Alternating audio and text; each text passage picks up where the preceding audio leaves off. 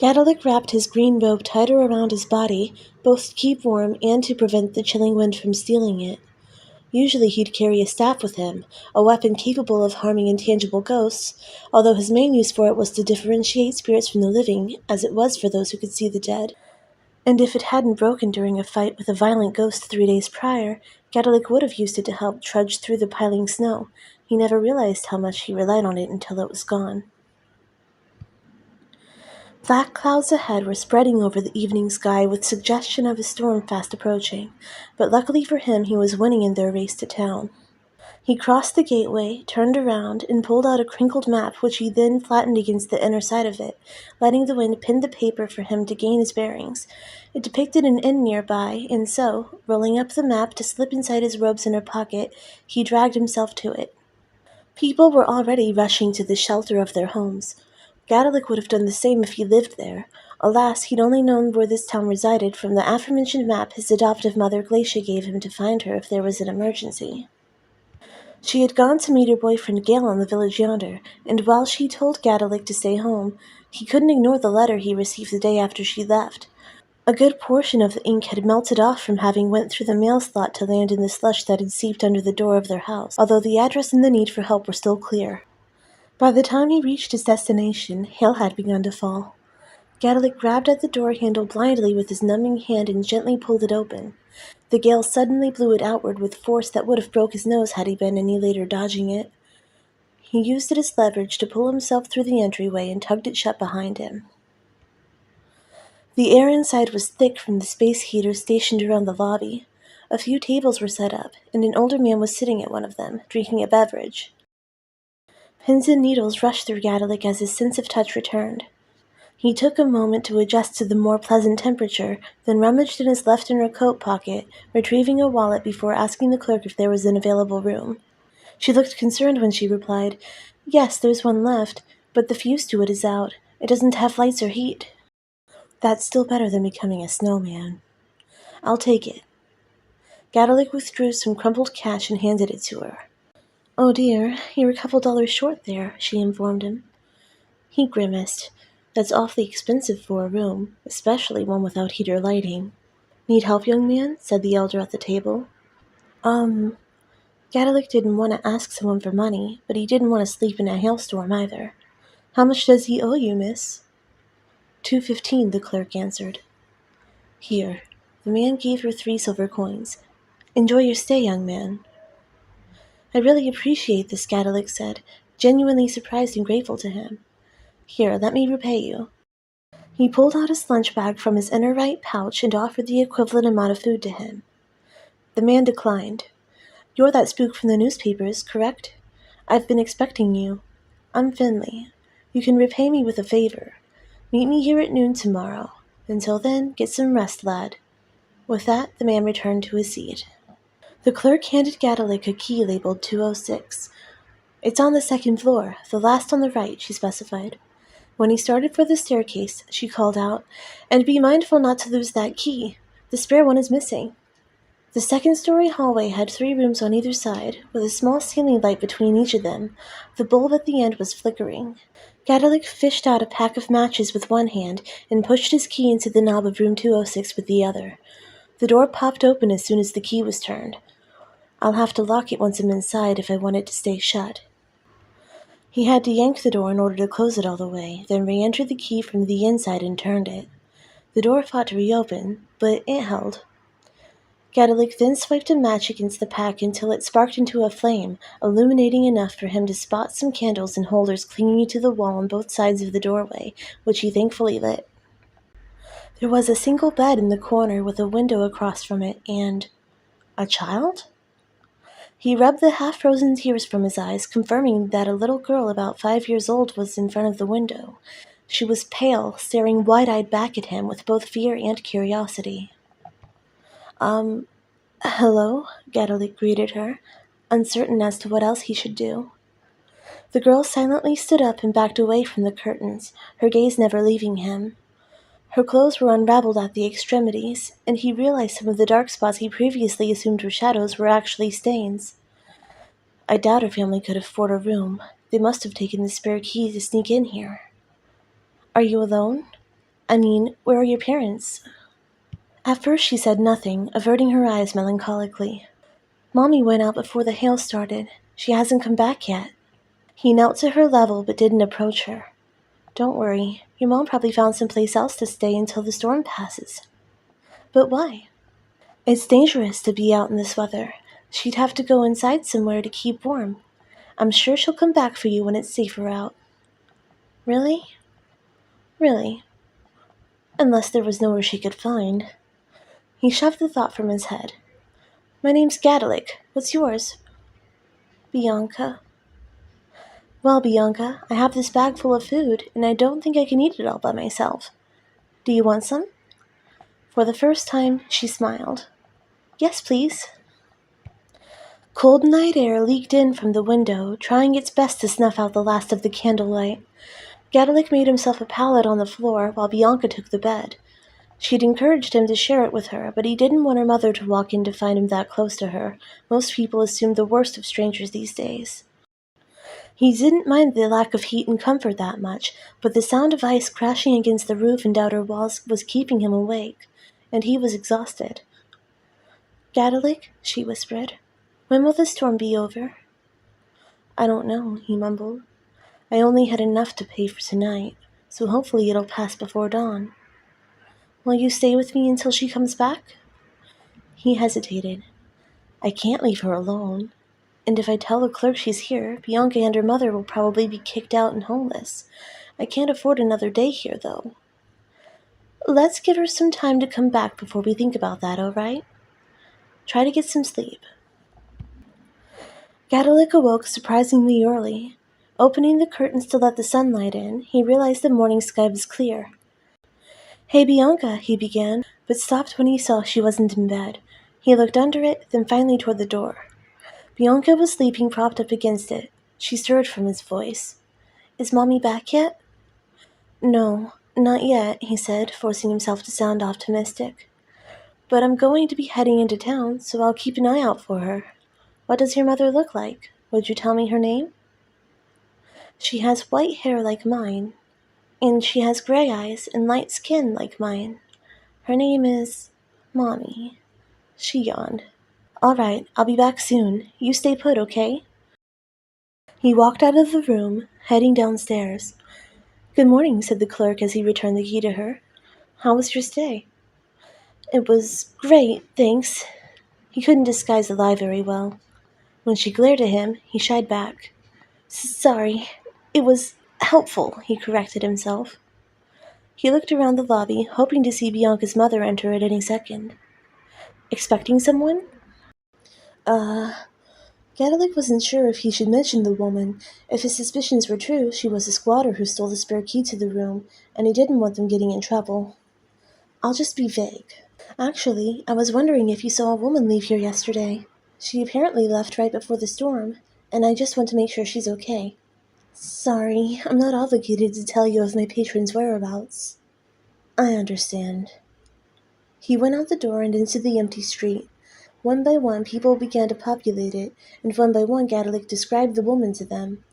The responses he received were far from helpful. Doesn't she work at the deli? No. She left town weeks ago. Bianca stated she was there before the storm, which was yesterday. My friend is also searching for her. Strange she doesn't know her name either. Sounds like the one who's been making goo-goo eyes at my husband. They went that way. When you find them, deliver a message to my Barty, will ya? Gadalik ventured in that direction and came across a middle-aged bearded man with a younger woman, the latter having very dark brown eyes. That's not her. Barty? It's Bartholomew. You need something, kid? The man huffed. Gadalik looked at the wedding ring on the guy's finger. Your wife, Cheryl. Go on, spit it out. She says she wants a divorce. Barty's face turned red with anger. Why, that no-good little... He took off his ring and threw it. She couldn't even say that to my face. I oughta... Gadalik backed away slowly, then ran.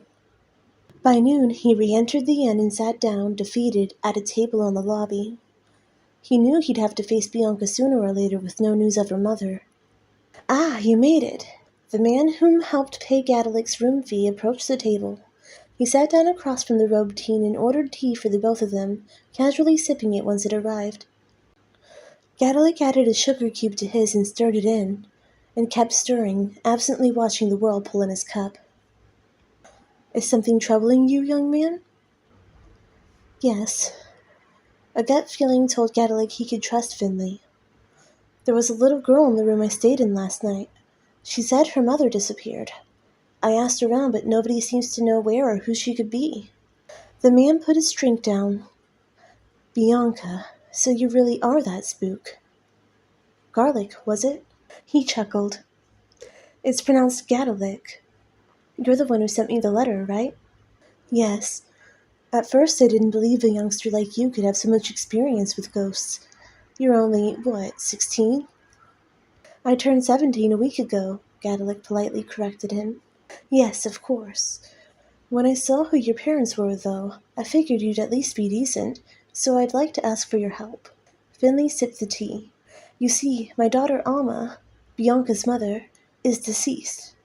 I want you to summon Alma to prove to Bianca that she's not with us anymore. I'm sorry. I can't summon spirits from the other world. I'm not a medium who can channel them either. All I can do is assist the spirit to move on from this world to the next by helping them resolve their unfinished business. Finley nodded slowly. Then you can still be of service. Alma went out to find her dog right before a storm like this one hit just last month. She locked Bianca in the room you stayed in and promised to be back with our dog before the storm got too bad, but she died out there. Finley added sugar to his cup. Bianca refused to leave that room ever since. Nothing I say can persuade her. She won't move until she sees Alma. Gadalic tasted the tea despite having no appetite. Does the clerk know she's there? She knows of Bianca, but that doesn't stop her from renting the room out if it means having a paying customer.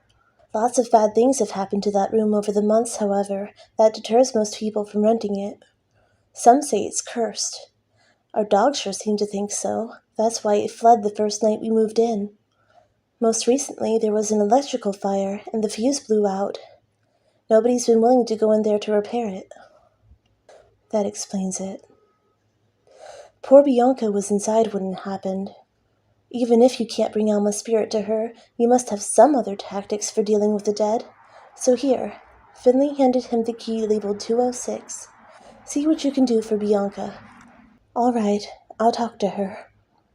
Gadalic stood up, tucked his chair in, and went back upstairs. He paused in front of the door, then finally turned the key.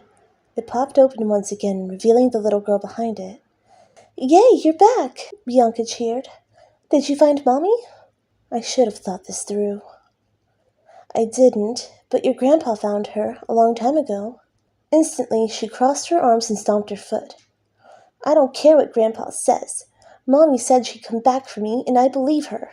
Your mom would have come back for you, but she can't now, Gadalic tried again. She's gone someplace she can't come back from. But you said you were sure she'd come back when it was safer outside. I know I did. That was before I knew where she was. You know where she is? He gulped. She's in a different world now. Well, I'll wait until she comes back to this world, she repeated with finality. She can't, Bianca. She'd be here if she could. Why can't she? Because she's... The sentence trailed off. Dead? Bianca snorted. That's what Grandpa said.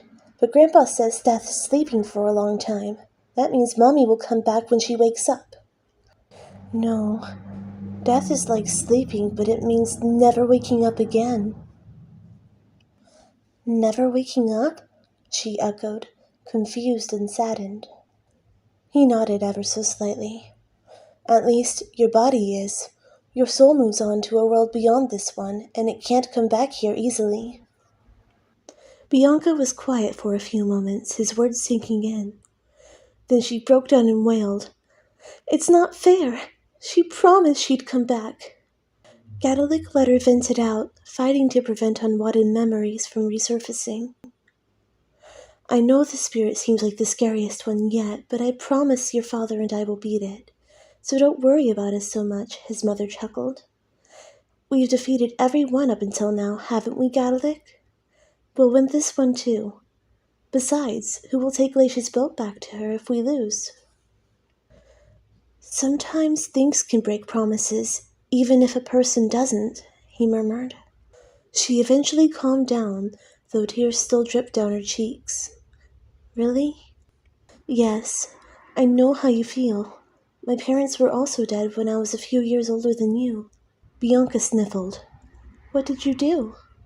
Someone else stepped up to take care of me, he explained, and brought the map into view. But it's not the same from someone else. That person's not your mom. Not true. But she loves me as much as my real mother did, just like your grandpa loves you. But I've been so mean to Grandpa.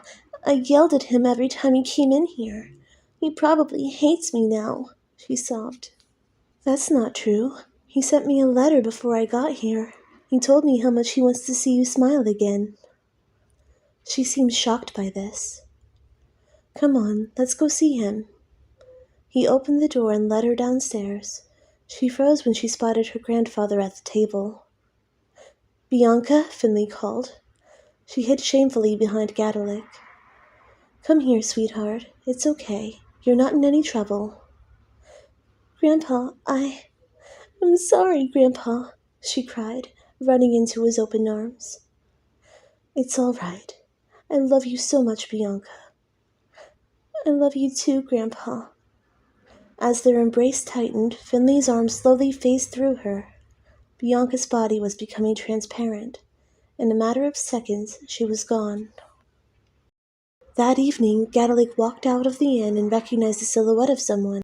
A female, wearing a knee-length yellow dress, a blue overcoat with purple trim and shining pearls, approaching him from a distance. Glacia? The woman squinted her eyes as she neared him. Gadalik? She quickly hid one hand behind her back. I didn't expect to run into you here. I was just headed home. Gale bought a present for you. He hugged her. Glacia was caught off guard by this sudden action, but managed to awkwardly return it with her free hand. What's this for? I'm just glad you're here. Pfft, I told you I'd be back in 3 days. Yeah, he sniffled. I know. What are you doing out here anyway? Ghost business? Gadalik grinned and held up a gunny sack of silver dollars. She squealed with delight and messed up his striped green hair by proudly patting his head. He laughed and lightly pushed her away. Did you have fun with Gale? Sure did. I have a surprise for you, too. She revealed her other hand to show him a brand new staff. He gaped at it in shock. When I told Gale what happened to your old one, he mentioned he received a similar one as payment for catching a bad guy. I went all that way to bring it to you. Gadalik grasped it and retained a familiar edge to his vision. If I'd had this, I would have known Bianca was the ghost I was supposed to help from the start. He looked back toward the only dark room on the inn's second story. Then he smiled as the light came on.